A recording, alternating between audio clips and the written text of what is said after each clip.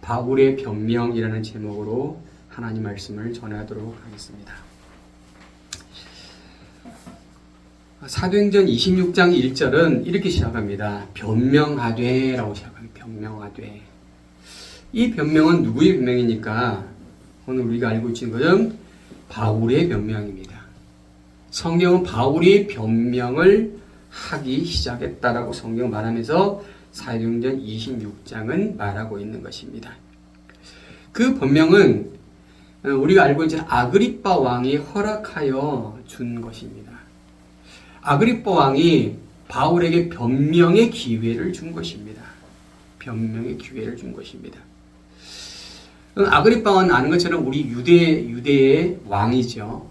지난주에는 베스도의 총독에 관련된 것을 말씀을 나눴어요. 이 변명의 기회를 바울은 잡았습니다. 바울은 자신의 그 억울함을 이야기할 수 있는 기회를 잡았습니다. 바울이 베릭스 총독이 있을 때 바울은 2년 동안 감옥에 옥살이를 하게 됩니다.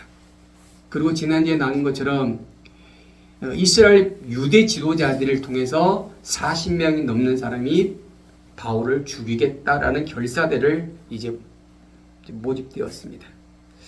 이런 억울한 상황을 바울은 변명의 기회를 잡은 것입니다. 자신의 상황, 자신의 억울함을 전할 수 있는 기회를 잡은 것입니다. 아그리빠 왕은 뭐라고 말하냐면 너를 위하여 변명하라고 말하고 있습니다. 누구를 위해서? 너 자신을 위해서. 여기 변명하다가 원어로 아폴로 에이멘입니다. 이 아폴로 에이멘이 뭐냐면 자신을 방어하는 거예요. 자신을 방어하는 거예요. 자기 자신을 위해서 시시비비의 논쟁을 벌이는 것을 바로 아폴로니 에이멘입니다.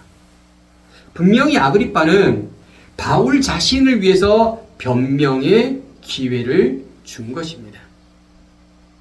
그래서 바울은 이 아그리빠 왕을 통해서 변명의 기회의 허락을 받은 것입니다. 이제부터 바울은 뭐 하느냐? 변명을 하기 시작합니다.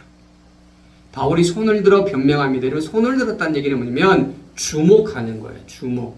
이제부터 내가 발언을 하겠다는 것입니다. 그래서 이제 바울에 있는 많은 사람들이 바울을 주목하기 시작합니다. 이제부터 바울은 무엇을 하느냐? 변명을 시작합니다. 이전의 말씀 보면 이렇게 말하고 있어요. 아그리빠 왕이여, 유대인이 고발한 모든 일을 당신 앞에 변명하게 된 것을 다행히 여긴다라고 말하고 있습니다. 이제부터 바울은 이제 아그리빠 왕 앞에 유대인들이 고발한 그 내용에 대해서 변명하겠다. 그리고 이것이 다행이다라고 바울은 말하고 있는 것입니다. 바울은 아그리빠 왕 앞에서 유대인의 모든 풍속, 유대인의 모든 문제에 대해서 아그리빠 왕에 대해서 알고 있는 것을 이야기를 꺼내고 있어요. 당신이 유대인의 모든 민족의 풍속과 모든 문제를 알고 있습니다라고 말하고 있어요. 여러분, 아그리빠 왕은 유대인 왕이기에 그 사회가 어떻게 흘러가고 있고 어떤 풍습이 있고 어떤 문제가 있는지를 알고 있는 거예요. 자, 그러면 바울은 지금 자신의 변명을 하기 전에 먼저 아그리빠 왕에게 아그리빠 왕이 알고 있는 상황에, 알고 있는 그 말에 호응을 해주는 단어로, 센텐스로 시작을 하고 있습니다. 여기서 바울이 언변가임을 우리는 알 수가 있습니다. 여러분, 바울은 사람의 마음을 살 수도 있고 바울은 설교자이기도 합니다. 그렇기 때문에 이 바울은 아그리빠 왕을 설득하기 위한 설득의 첫 번째 단계인 그 사람 마음을 얻는 것을 해서 출발을 하기 시작합니다. 그래서 바울은 이 아그리빠 왕의 어떤 말을 하냐, 호응의 말을 하는 거예요. 그 사람이 친히 알고 있고 익히 알 수 있는 그 말을 통해서 이제 말의 시작을 하기 시작하는 것입니다. 여러분, 말은 뭐냐면 말은 자기 자신을 알리는 중요한 도구가 됩니다. 그래서 어떤 말을 하느냐가 너무너무 중요한 것입니다. 결국 말은 누구냐? 바로 자기 자신인 거예요. 그래서 어떤 말을 하느냐가 중요한 관점이 되는 것입니다. 잠언서 12장 25절 가면 우리 함께 읽어볼까요? 시작. 근심이 사람의 마음에 있으며 그것으로 번뇌하게 되나 선한 말은 그것을 즐겁게 하느니라 라고 말합니다. 근심은 사람의 마음에 번뇌의 말을 통해서 상대편의 변뇌를 주는 거예요. 근데 선한 말은 사람의 마음을 즐거움을 준다라고 말합니다. 우리가 말하는 것이 상대방에게 무엇을 준다는 것입니다. 우리가 말하는 그 말이 상대방에게 근심을 줄 수도 있고 상대방에게 즐거움을 줄 수도 있다는 것입니다. 여러분 무엇을 주고 싶나요? 상대방에게 근심을 주고 싶습니까? 아니면 즐거움을 주고 싶습니까? 이것은 우리 말이 가지고 있는 힘이 있다는 걸 보여주는 것입니다. 그래서 무슨 말을 하느냐가 무엇을 주느냐에 있는 것입니다. 여러분이 무엇을 주고 싶다면 무슨 말을 해야만 되는 것이에요. 우리는 분명히 결정을 해야 됩니다. 무엇을 줄지를. 그러면 무엇을 말할지를 우리는 결정을 해야 되는 것입니다. 예레미야 29장 10절 가면 하나님 뭐라 말씀하시냐면 예레미야를 통해서 나의 선한 말을 너에게 청취하게 하리라 라고 말씀하십니다. 여기 이 하나님의 선한 말이 무엇이냐면 이스라엘 백성들이 바벨론의 포로로 끌려가게 됩니다. 그리고 70년 동안 포로 생활을 하게 됩니다. 근데 오늘 하나님 뭐라 말씀하시면 너희를 이곳으로 돌아오게 하리라 라는 선한 말을 그 이스라엘 백성에게 전달해 주는 것입니다. 이 이스라엘 백성이 끌려간 곳이 어디냐면 바벨로니아예요. 이 바벨로니아가 어느 정도의 거리가 됐냐면 지금의 한 이라크 정도가 됩니다. 왼쪽에 예루살렘부터 이라크 지역까지 약 1300, 약 1400km 됩니다. 지금의 도로는 한 10일 정도 걸리고요. 그 과거의 시제 가면 엄청 오랜 시간 동안 그들이 걸어가야 되고 다시 걸어가야 되는 시간입니다. 그 바벨로니아에서 다시 이스라엘 땅으로 돌아오게 될 거다라고 하나님은 선한 말을 했다는 것입니다. 그 선한 말이 어떤 말입니까? 희망의 말이에요. 그 선한 말이 어떤 말입니까? 소망의 말입니다. 하나님이 말씀하신 그 선한 말은 이스라엘 백성에게 희망의 말이었고 소망의 말이었다는 것입니다. 여러분, 우리가 말하는 그 말이 어떤 말이 되어야 될 것입니까? 선한 말이 되어야 됩니다. 그럼 그 선한 말이 어떤 말이 되어야 됩니까? 소망의 말이 되어야 됩니다. 그 말이 희망의 말이 되어야 됩니다. 할렐루야. 우리가 다시 다짐합시다. 나는 믿음의 말을 하리라. 나는 희망의 말을 하리라. 나는 소망의 말을 하리라. 예, 마태복음 12장 13절 가면 마태복음 12장 34절 가면 예수님이 뭐라 말씀하시냐면 독사의 자식들아 어떻게 너희가 악하면서 어떻게 선한 말을 할 수 있느냐라고 말합니다. 여러분, 이 독사의 자식들이 왜 선한 말을 못합니까? 오늘 본문은 말하고 있습니다. 너희가 악하기 때문이다. 악하기 때문에. 너희가 악하기 때문에 너희는 선한 말을 할 수 없다는 거예요. 왜 그러냐? 너희 마음속에 뭐가 있다고요? 악함이 가득하다는 것입니다. 선한 말을 할 수 있는 사람은요, 그 마음에 선함이 있어야 되는 거예요. 그 마음에 사랑의 마음이 있어야만 가능한 거예요. 악한 마음을 가지고 있으면 무엇이 나와요?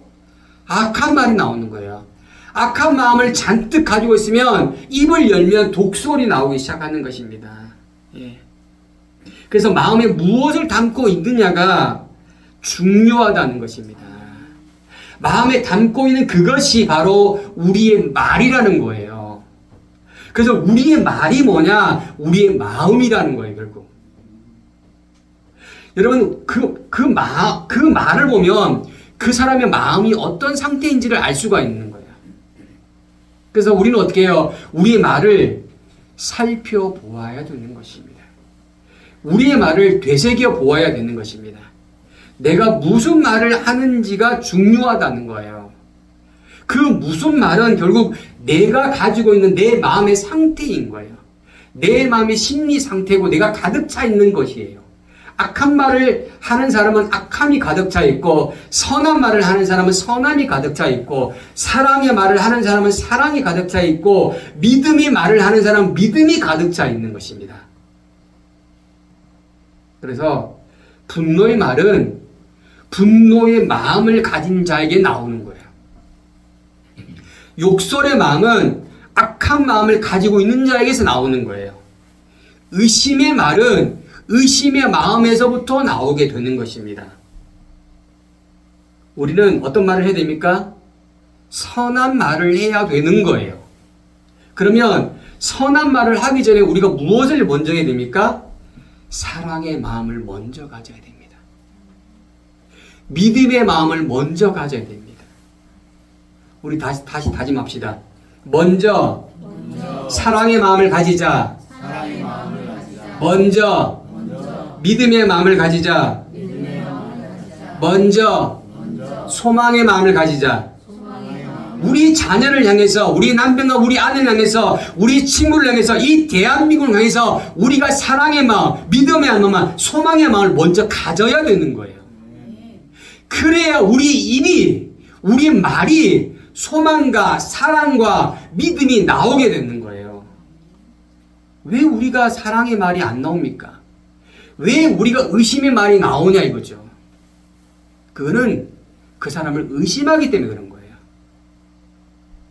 그 사람을 사랑하지 않기 때문에 그런 거 나오는 거예요. 그래서 우리는 뭐예요? 사랑의 마음을 먼저 가져야 되고, 믿음의 마음을 먼저 가져야 되고, 소망의 마음을 먼저 가져야 된다는 것입니다. 이 말을 통해서 바울은 이제 변명을 시작하게 되는 것입니다. 바울은 말합니다. 자신은 유대인이라고 말합니다. 나는 유대인이다. 나는 유대인이다. 내가 젊었을 때는 나는 어떤 사람이냐? 바리새인의 생활을 했던 사람이다. 나는 유대인이고 나는 바리새인의 생활을 했다. 그리고 나는 어떤 종교의 종파보다 엄한 종파를 따라서 내가 그 율법을 따라서 유대인의 생활을 했다. 현재 나를 고소하는 저들이 아마 알 거다. 근데요, 6절의 말씀 가면 엄청난 의미심장한 말을 바울이 시작합니다. 자, 말씀을 같이 읽어볼까요? 시작. 그런데 제가 오늘 재판을 받는 것은 하나님께서 우리 조상들에게 약속한 것에 소망을 두고 있기 때문이다. 다시 말씀을 볼게요. 잘 들어주세요. 말이 좀 이상합니다.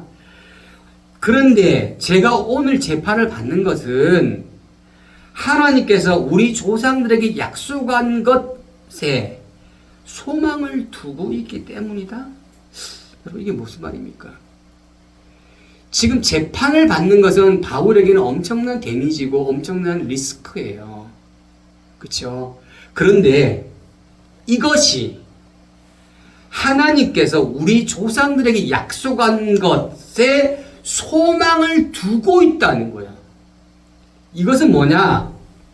지금 내가 재판을 받는 것은 하나님의 소망이 저들에게 있다는 거예요. 다시 말씀드립니다. 내가 지금 이렇게 고통받고 내가 지금 이렇게 재판을 받는 이 상황이 벌어지는 것은 하나님이 저들을 사랑하는 것, 저들에 대한 소망이 있기에 이렇게 되어지는 것입니다. 라고 말하는 것입니다. 자, 이게 뭐냐? 바울의 재판은 결국 뭐냐? 저들을 향한 하나님의 소망에 있음을 보여주는 상황이라는 것입니다.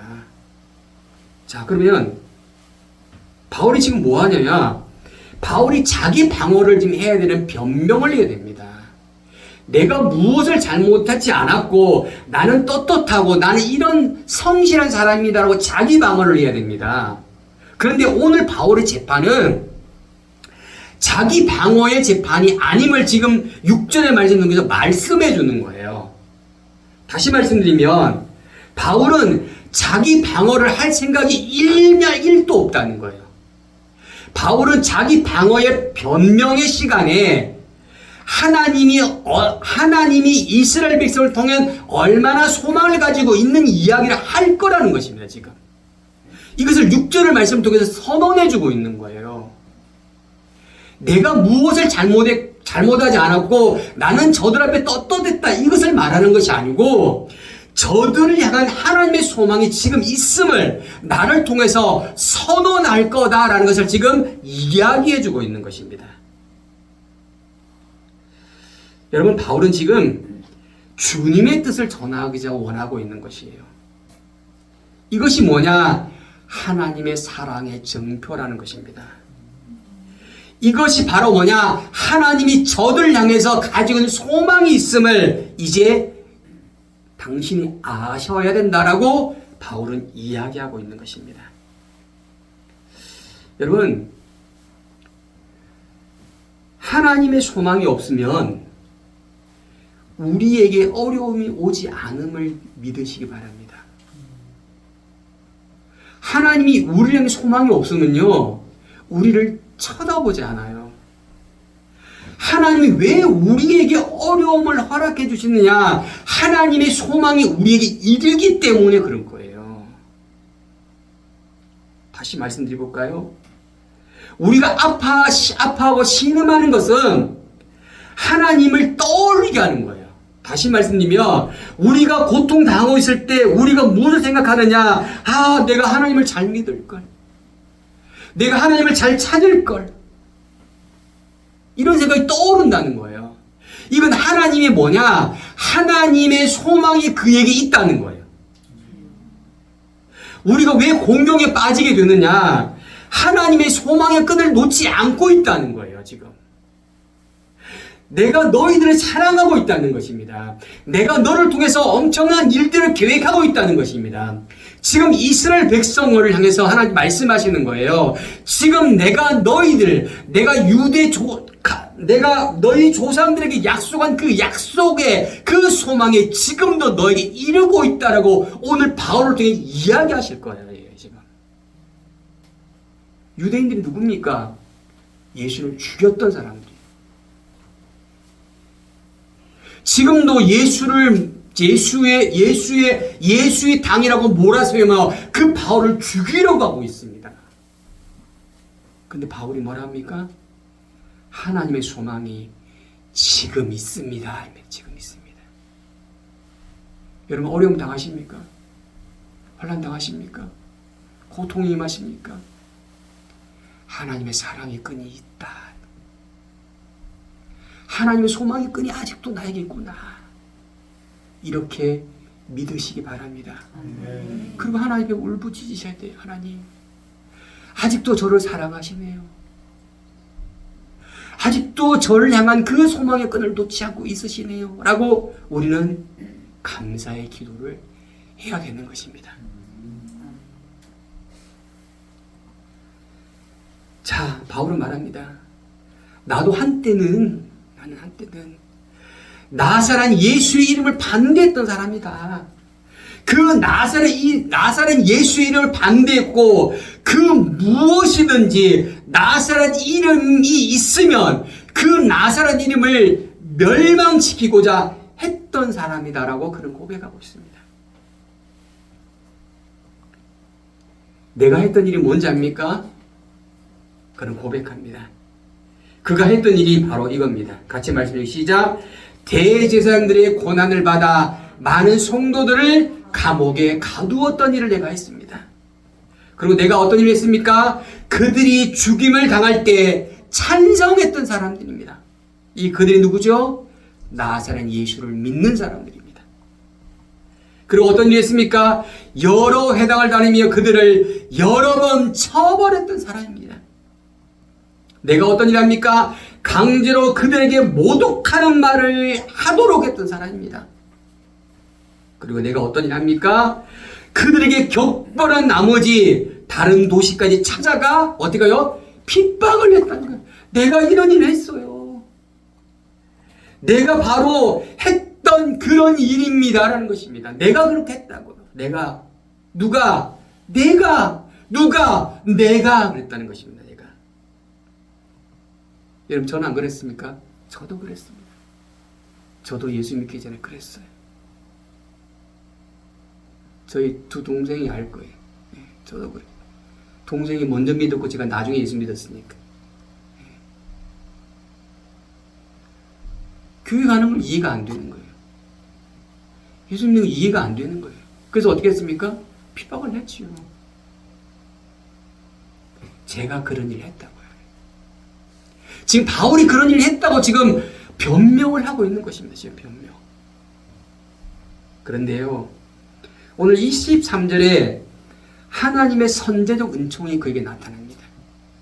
바울은 예수를 믿고 싶어 믿은 게 아니에요. 바울은 예수를 믿으려고 작정한 것도 아니에요. 그런데 바울이 다메섹으로 예수를 믿는 사람을 핍박하러 가는 그런 길에 더 밝은 빛이 바울에게 비춰진 거예요. 그 빛이 어떻게 해요? 그 일행을 감쌌습니다. 여러분, 저도 그랬어요. 저도 예수를 믿으려고 작정하지 않았어요. 예수 믿고 싶은 생각도 없었어요. 근데 일방적으로 누가 찾아오셨냐? 예수께서 찾아오셨습니다. 이게 뭐냐? 선제적 은총입니다. 예수님 벌써 이미 바울을 사랑하셨어요. 바울을 일방적으로 사랑하셨어요. 저와 여러분을 일방적으로 사랑하고 계시면 믿으시기 바랍니다. 우리가 무엇을 해서 하나님의 은총을 받는 게 아닙니다. 우리 행위로는요, 하나님 은혜를 받을 수가 없어요. 우리 행위는 뭔지 압니까? 감사예요. 감사합니다. 이것에 대한 행위지, 어떤 행위로 우리가 은혜를 받거나 어떤 행위로 구원을 받을 수가 없다는 사실을 믿으시 바랍니다. 아무리 많이 기도해도, 아무리 많이 헌금을 해도, 아무리 많이 예배를 드려도 그것은 감사 행위 그 이상이면 안 돼. 하나님의 은혜가 임하는 것은 하나님의 전적인 선제적 은총임을 믿으시 바랍니다. 그것이 임한 거예요. 누구에게? 바울에게 임한 거예요. 핍박하러 가는 그 바울에게 일방적으로 하나님이 임하셨습니다. 그리고 그 강력한 빛 속에서 이제 말씀을 합니다. 사울아, 사울아, 내가 왜 나를 핍박하느냐라는 음성이 그에게 들려집니다. 그리고 이런 말을 하십니다. 자, 우리 빨간색 박스를 읽어볼까요? 시작. 가시채찍을 뒷받침해 봐야 너만 다칠 뿐이다. 예, 다시 한번 시작. 가시채찍을 뒷받침해 봐야 너만 다칠 뿐이다. 예, 이 말 보세요. 지금 오늘 지금 바울이 다메섹에 예수님을 만나는 이 사건을 사도행전 9장, 사도행전 21장, 사도행전 26장에 3번이 나옵니다. 근데 오늘 지금 했던 가시 채찍 뒷받침을 해봐야 너만 다칠 뿐이다라는 오늘 본문에만 등장이 됩니다. 자, 뒷받침 아시죠? 뒷받침. 네가 뒷받침 해봐야 그 뒷받침 뒤에는 뭐가 있다고요? 가시 채찍이 있다는 거. 예수님을 로마 병정들이 예수님을 등에 칠 때 가시가 거기에 박혀 있어요. 그래서 그게 탁 박히면 뜯을 때 살점이 뜯어집니까? 패션 오브 크라이스트의 그 영상이면 그 영상이 나와요. 가시를 탁 치면 가시가 살에 탁 박힙니다. 그리고 땡기면 살이 찢어진 피가 납니다. 네가 네 뒷발질로 그 가시를 뒷발질 해봐야 누구 발만 다친다고요? 너 발만 다친다는 거예요. 가시 채찍이 부러지거나 망가지지 않냐고 너 발이 망가지고 상하게 된다라는 것입니다. 여러분 이걸 뭘 말합니까? 이건 은유적 표현이거든요. 은유적 표현입니다. 지금 너의 행위가 어떤 행위인지를 지금 알려주는 거예요. 이것을 좀 더 확대 해석하면 지금 유대인들이 행하는 행위가 어떤 행위인지를 설명해 주는 거예요. 지금 그들이 예수 믿는 나를 핍박하고 죽이려 하고 고소하는 것은 가시 채찍 뒷발질하는 거예요. 지금 자신들이 하는 행위가 어떤 행위인지 알지 못하고 그 뒷걸음질에 가시가 있는지 무엇이 있는지 알지 못하고 뒷걸음질로 바시를 뒷발질하고 있다는 거예요. 이게 무엇을 말합니까? 우리의 행위가 어떤 행위인지는 우리는 분명히 알아야 되는 거예요. 근데 그들의 행위는 가시채찍 뒷발질이라는 것이 가시채찍 뒷발질.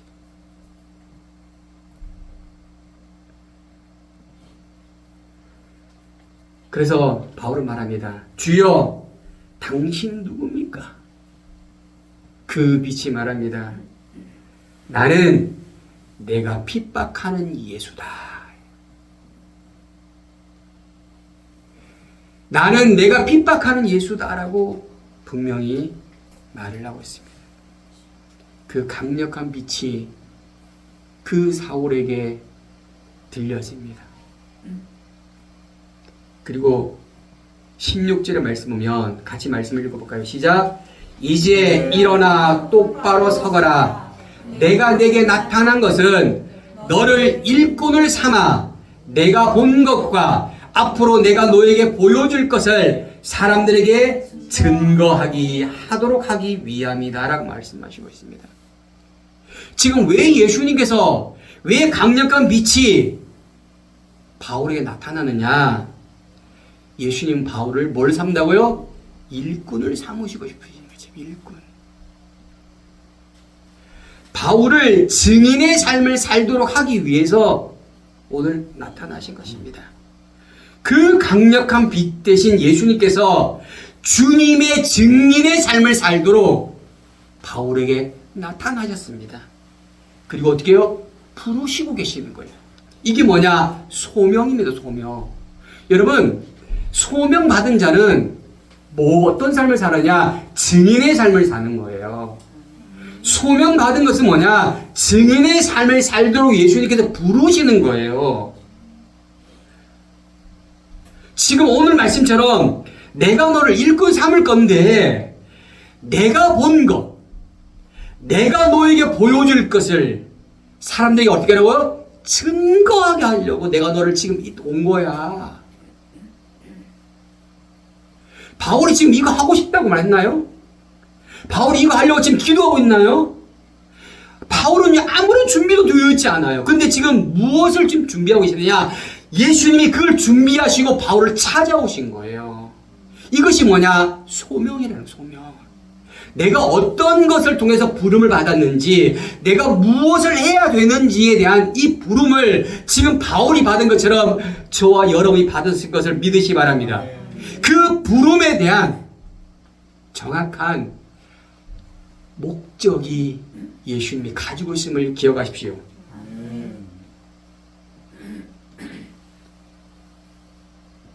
17절 말씀이면 예수님 뭐라 말씀하십니다. 내가 이 백성과 이방 사람들에게 너를 구원해서 뭐되게요? 죄송합니다. 이방 사람들에게 어떻게 되고요? 보낼 거다. 다시 한번 뭐라고요? 이방 사람에게 보낼 거다라는 이 복음을 전하는 사역에 대한 부름에 대한 정확한 목적을 오늘 예수님이 말씀하십니다. 여러분, 일꾼의 삶이 무엇입니까? 일꾼의 삶은 성실하게 주인의 밭을 잘 가꾸는 것이 일꾼의 삶이에요. 주인의 밭이 씨가 잘 나도록 하는 것이 바로 일꾼의 삶입니다. 여러분, 일꾼은요, 그 씨가 잘 자라도록 하는 준비를 하는 것이 뭐냐? 그게 일꾼이에요. 근데 일꾼은 그 씨를 자라게 할 수는 없어요. 그 씨를 자라게 하시는 이거 누굽니까? 맞습니다. 하나님이 하시는 거야. 그 일꾼은 해야 될 게 뭡니까? 씨를 뿌리는 일인 거야. 씨를 뿌리는 거. 어떤 결과치가 나오는 것은 우리의 몫이 아니에요. 일꾼은 씨가 나든지 아니다. 그 열매가 나든지 안 나든지가 중요한 것이 아니라 때를 얻든지 못 얻든지 뿌리는 것이 일꾼의 역할인 거예요. 이 역할 감당히 축복합니다. 이것을 뿌리셔야 돼요. 하나님 왜 안 열리죠? 이건 우리의 몫이 아니라고요. 우리 몫은 언제예요? 뿌려야 돼요. 뿌려야지. 그 사람이 돌아오고 안 오는 우리 몫이 아니라고요. 누구의 몫이에요? 하나님 몫이에요. 하나님 몫. 우리는 뭐 하죠? 뿌려야 되는 거예요. 뿌려서 그들의 마음속에 그 씨가 자리매김하도록 해주는 것이 우리의 역할이고요. 이것이 바로 주인, 일꾼의 역할인 것입니다. 우리는 그 역할을 성실하게 감당을 축복합니다. 그 사람이 어떤 사람이냐? 충성스러운 예수님의 일꾼이 되는 거예요. 일꾼이. 그래서 바울은 말합니다. 18절에 말합니다. 그래서 내가 어떻게 하느냐? 그래서 이제 나는 말씀하십니다. 그들의 눈을 뜨게 하라는, 그들의 눈을 뜨게 하라. 그리고 그들을 어둠에서 빛으로 나오게 하라는 것입니다. 그리고 어떻게 하라고요? 사단의 권세에서 하나님께로 돌아오게 해라. 그리고 그들이 어떻게 해요? 죄의 사함을 받아 나를 믿게 해라. 그리고 거룩하게 된 사람들 가운데 기업을 얻게 해라고 바울에게 미션을 주시는 것입니다. 이 미션을. 자, 우리 파란색 글자만 같이 읽으면 시작. 그들의 눈을 뜨게 하고 그들의 어둠에서 빛으로 사단의 권세에서 하나님께 돌아오게 해 그들이 죄의 용서를 받아 나를 믿어 거룩하게 될 사람들 가운데 기름을 얻게 할 것이다 하는 것입니다. 이런 일을 바울이 하라고 오는 이 강력한 빛이신 예수께서 말씀하시고 계시는 것입니다. 19절 말씀 보면 됩니다. 아그리빠왕이여, 저는 하늘에서 보여준 이 환상을 거역하지 않습니다. 이 환상을 가슴 깊이 지금 새기고 있다는 거예요. 지금 여러분에게 주어진 이 소명의 말씀들을 여러분 깊이 간직하여 축복합니다. 힘이 졌다면 다시 끄집어내셔야 돼요. 내가 받은 그 소명이, 내가 받은 그 하나님의 사역이 힘이 든 다시 선명하도록 분명하게. 그래서 바울은 말합니다. 나는 먼저 다메섹 사람들에게, 나는 예루살렘의 사람들에게, 나는 온 유대 사람들에게, 나는 이방 사람들에게 그들을 회개하게 하고 하나님께 돌아와 회개 합당한 열매를 보이라고 어떻게 했다고? 선포했다는 거예요. 선포. 하나님이 나에게 말씀하신 그 말씀을 통해서 나는 다메섹 사람들, 예루살렘 사람들, 온 유대 사람들, 이방 사람들에게 너희들을 회개하십시오. 그리고 하나님께 돌아오십시오. 그리고 당신들이 합당한 열매를 맺으십시오. 라고 선포를 했다는 거예요. 선포를. 그러니 유대 사람들이 나를 성전에서 붙잡았다는 거예요. 그 하나님의 사역을 했는데 저들이 나를 붙잡았다는 거예요. 저들이 나를 죽이려고 했다는 것입니다. 그럼 22절 말씀을 한번 읽어볼까요? 파란색 글자 시작. 저는 바로 이날까지 하나님의 도우심을 받아왔기에 여기 서서. 여러분 지금 이 말을 들으면서 저는 너무 이상한 얘기를 들었습니다. 아니 바울이 지금 어디 있죠? 재판을 받고 있어요 지금. 아니 지금 재판관이 저 사람 죽이오라면 죽어야 되는 상황이 있는, 근데 재판을 받고 있는 그런 상황입니다. 근데 지금 바울이 뭐랍니까? 이날까지 하나님의 도우심을 받았다는 거예요. 이날까지. 내가 지금 살아있는 이날까지 하나님께 도우심을 받았다. 그리고 여기 서가지고 높고 낮은 모든 사람에게 증언하고 있다고 말하고 있습니다. 지금 이 바울이 지금 이 증언하고 있는 것은 그 전에 다메섹에서 강력한 빛이 하나님 예수님께서 말씀하신 그 말씀이 지금 응하고 있는 거예요. 지금 이게 할렐루야. 그 말씀이 지금 오늘 이곳에서 이루어지고 있는 것을 지금 오늘 바울은 이 아그리빠 왕에 선하고 있는 거예요. 지금 하나님이 그렇게 하시고 있다고요. 지금 예수님이 그렇게 하고 있어요. 내가 지금 이렇게 선언하게 된 것은 바로 하나님의 역사다. 역사다라고 말씀하고 있는 거예요. 여러분 우리 시간을 좀 돌려보십시오. 하나님이 아니하신 일이 있나고요? 우리 힘과 우리의 능력으로 모든 걸 다 했다고 생각합니까? 아닙니다. 그거는 하나님이 여기까지 우리를 도우신 하나님이에요. 할렐루야. 네. 그 하나님이 어떤 하나님이냐? 에베네셀의 하나님이신 거예요. 나를 여기까지 도우신 하나님은 지금 고통에 있는 것도 하나님의 소망의 끈을 놓지 않는 것도 지금 이 그들 앞에서 자기 변론을 하는 것이 아니고요. 지금요. 지금 바울은 자기 변명, 자기 방어를 해야 되는데 지금 이건 안 하고 있습니다. 뭐 하고 있습니까? 예수 그리스도 선언하고 있는 것이고. 변명하라고 아니 자리를 마련했으면 자기 방어해야지.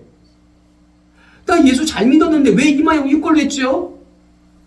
나 열심히 했어요. 저들에게 아무것도 안 했어요. 이거 아니잖아요. 나는 주님이 말씀하신 대로 회개 약단 열 맺어라, 기도하라, 하나님 돌아오라고 선언했다. 근데 그들이 나를 죽이려 한다 이거잖아 지금.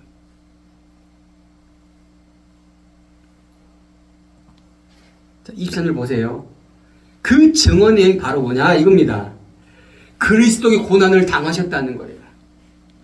그리스도의 죽은 자 가운데 부활하셨다는 거예요. 이것이 핵심이에요. 할렐루야. 내가 만난 그 예수는 고난 받으셨어요. 죽으셨어요. 그 죽은 그 예수가 다시 부활하셨습니다. 부활의 첫 열매가 되셨습니다.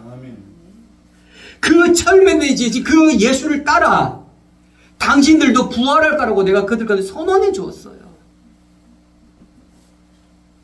부활절이 지난주였죠, 그렇죠? 네. 우리 모두 예수 이름으로 부활할 걸 믿으시기 바랍니다. 아멘. 그러니 우리는 어떻게 해요? 두려움이 없는 거예요. 그러니 우리는 어떻게 해요? 염려가 없는 거예요. 자, 바울은 말합니다. 바울은 이 말씀을 듣고 총독 베스도 말합니다. 우리 빨간색 읽어볼까요? 시작. 바울아, 내가 미쳤도다. 내 많은 학문이 너를 미치게 한다. 지금 이 말을 하고 있는데 베스도 총독이 뭐라 됩니까? 너 미쳤어. 너 미쳤어.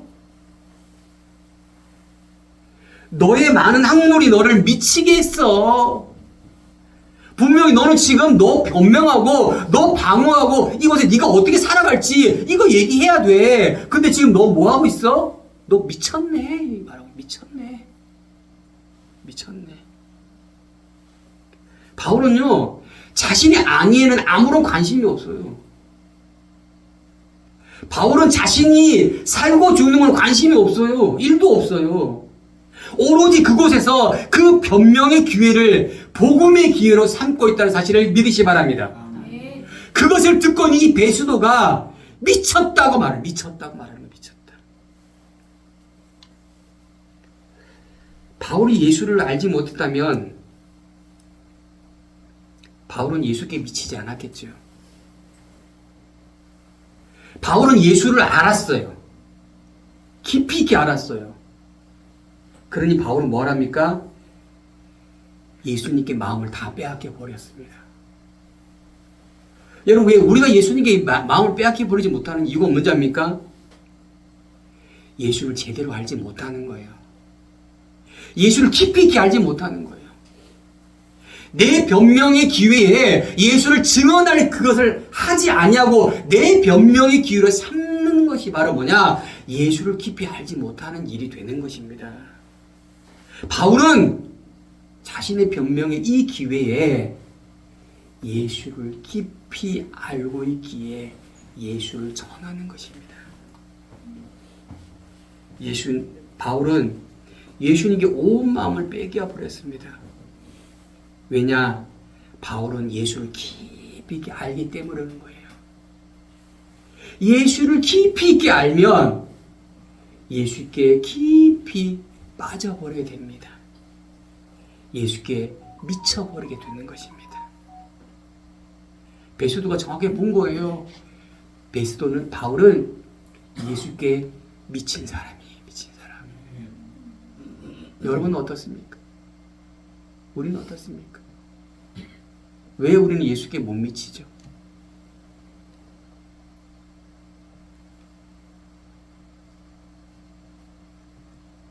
베드로 말합니다.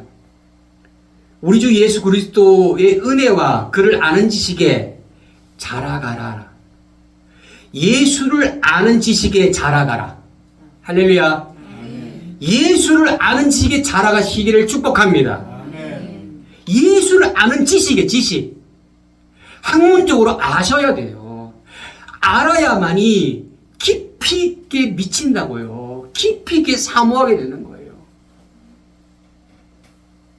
공부하셔야 돼요. 공부.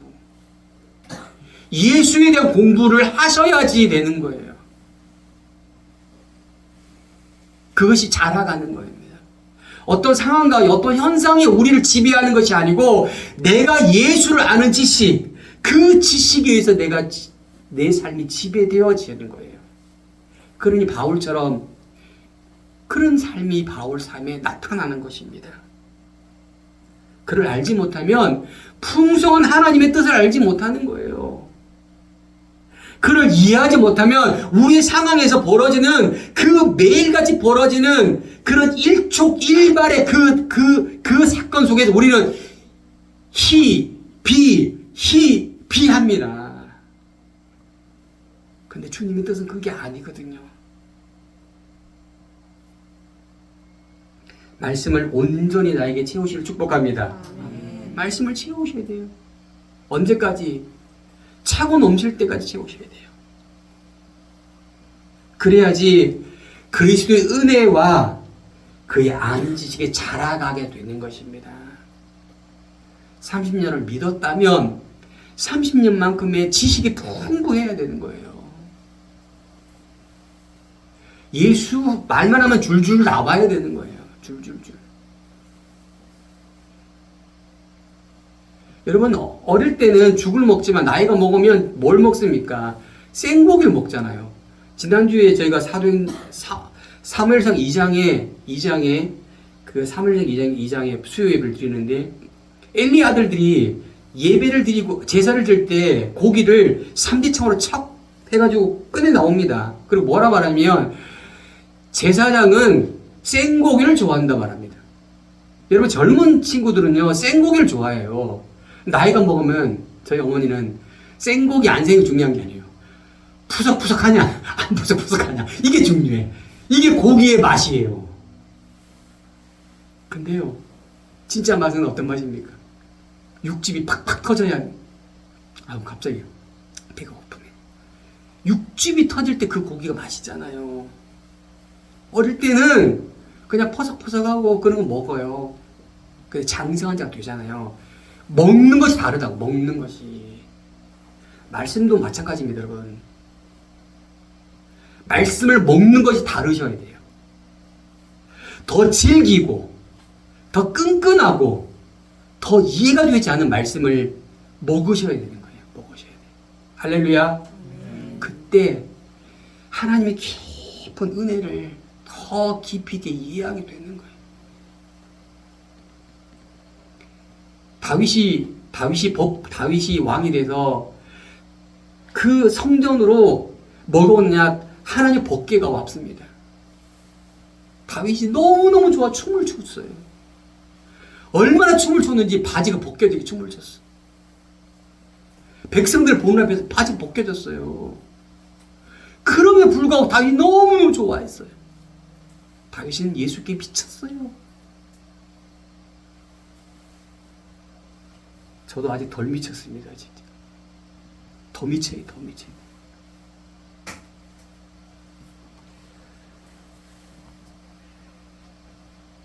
빌립보 3장 8절 말씀 같이 읽어요. 시작. 그것들뿐만 아니라 이 세상의 어떤 것도 내 주 예수 그리스도를 아는 것과 비교되지 않습니다.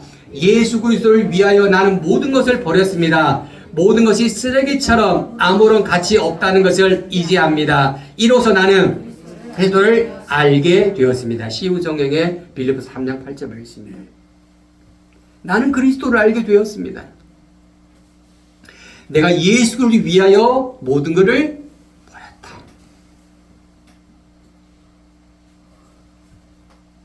예수를 아는 지식에 많은 에너지를, 많은 시간을 화려하게 축복합니다.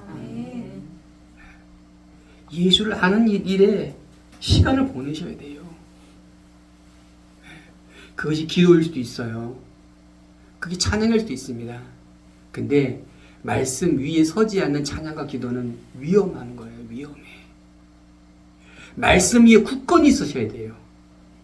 여러분, 하나님을 믿는 믿음이 우리 체험이나 이거 되게 중요해요. 근데 그것이 말씀에 근거하지 않는 체험은요, 우리를 넘어지게 한다고요. 이단들이 왜 나온 줄 압니까? 하나님 역사들 그게 나타납니다. 근데 결국에는 누구를 드러내냐? 자기를 드러내는 거예요. 은혜를 줬는데 그 은혜를 누구 거로 삼아요? 자기 거로 삼는 거예요. 바울은 그렇게 하지 않아요, 지금. 바울은 철저히 자기를 부인하고 자기를 버리는 일을 하고 있잖아요, 지금. 자, 26절에서 볼까요? 바울이 말합니다. 베스도 가까이요. 내가 미친 것이 아니에요. 나 안 미쳤어요. 나는 참되고 온전한 말을 합니다. I am speak truth and truth word. 나는 이성적이고 합리적인 말을 지금 하고 있습니다. 합니다. 그리고 또 말합니다. 자, 보세요. 26절 말씀 같이 시작. 왕께서 이 일을 아시기로 내가 왕께 담대히 말하노니 이 일에 하나라도 아시지 못함이 없느를 믿나이다. 이 일은 한쪽 구속에서 행한 것이 아닙니다. 이 일이 뭔지입니까? 예수 그리스도에 관한 일입니다. 이 일은 우주적으로 알 수 있도록 하나님이 그렇게 하셨어요. 이 일이 당신이 알고 있잖아요. 이 일을 지금 선언하고 있는 것입니다. 이 일을 아셔야 됩니다. 예수께서 죽으시고 고난받으시고 당신을 구원하는 그 일을 당신은 아셔야 된다고 말씀하고 있는 것입니다.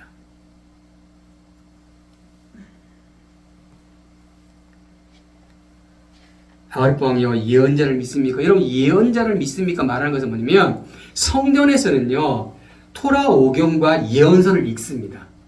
읽어요. 그럼 예언서를 읽는다는 얘기입니까? 예언자들이 말한 말들을 믿는다는 거예요, 지금. 그 예언자에 어떤 말이 있습니까?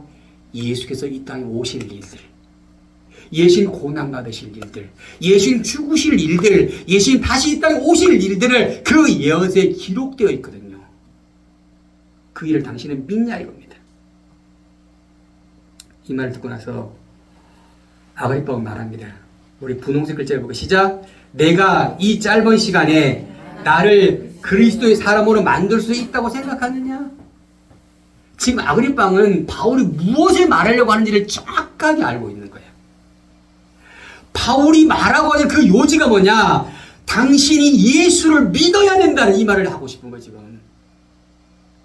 이 짧은 시간에 네가 나를 바꿀 수 있다고 생각해?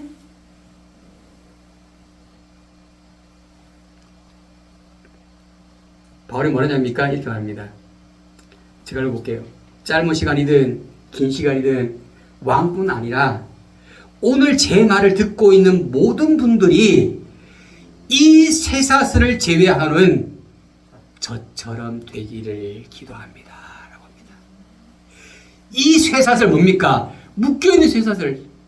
바울에게 묶여있는 쇠사슬 말고 다른 모든 사람들이 나처럼 예수를 믿기를 기도합니다. 라고 말한 거예요. 할렐루야. 바울이 대체 어떤 사람인지를 모르겠습니다, 지금.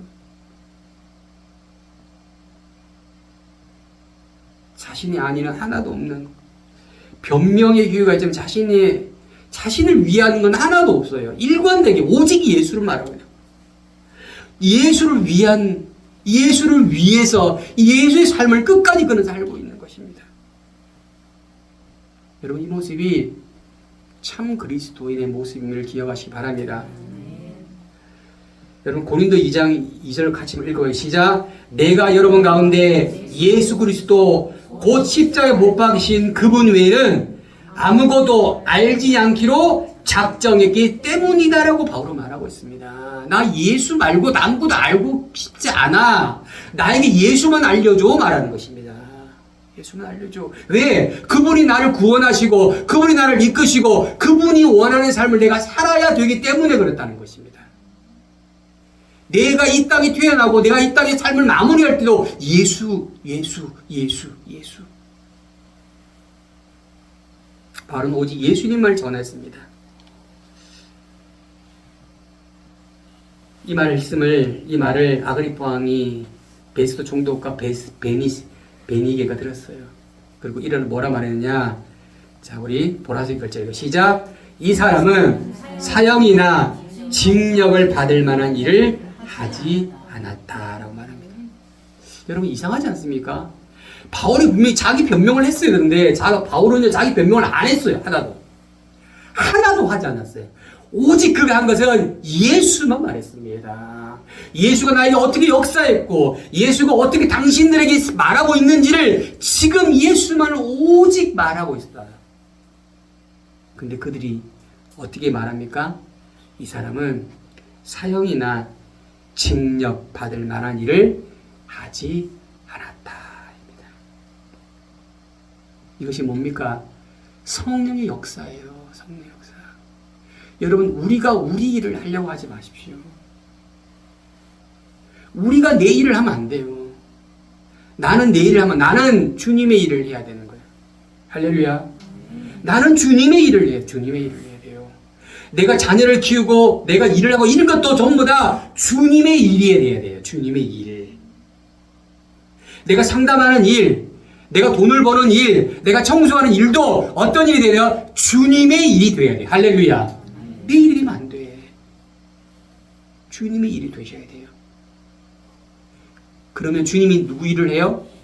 내 일을 하는 거예요. 바울은 변명 안 했잖아요. 근데 뭐라고 그래요? 이 사람은 어떤 사람이다? 깨끗한 사람이야. 죄 없어. 또 보세요. 32절. 보라색 시작. 이 사람이 황제께 상소하지만 않았더라도 석방될 수 있었을 것이다. 지금 석방해도 돼 이거예요. 지금 풀어줘 이겁니다. 바울이 석방되는 하나님 뜻이 아니죠. 왜? 바울은 안전하게 어디 가야 돼요? 로마 가야 돼요. 근데 아그리빠는 벌써 그 바울의 변명을 듣고 이 사람은 아무 죄가 없고 선한 사람이고 저들이 다 잘못했다 말하는 거예요. 여러분 아그리빠는 유대를 지배하는 유대 왕이란 말이에요. 그럼 유대에 있는 사람들에게 마음을 사야 되는 거예요 지금. 그러면 유대에 있는 사람에게 이 바울이 죄인이라고 말해야 되는 거예요. 근데 뭐라고 합니까? 아무 죄가 없다. 아무 죄가 없다. 그럼 누가 잘못이에요?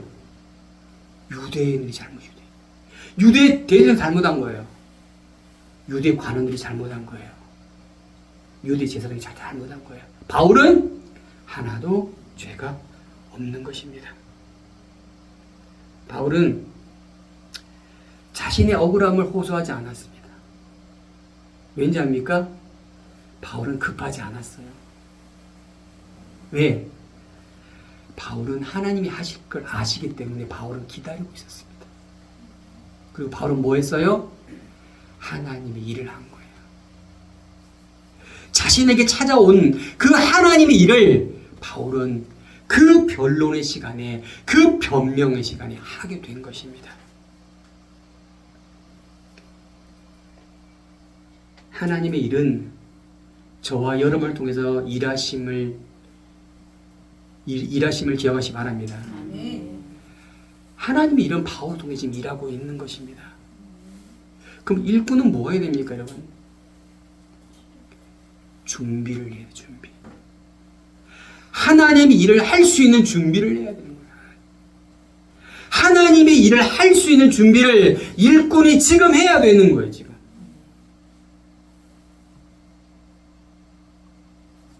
자신의 주어진 일이 무엇인지 안다면 무엇을 준비할 거예요?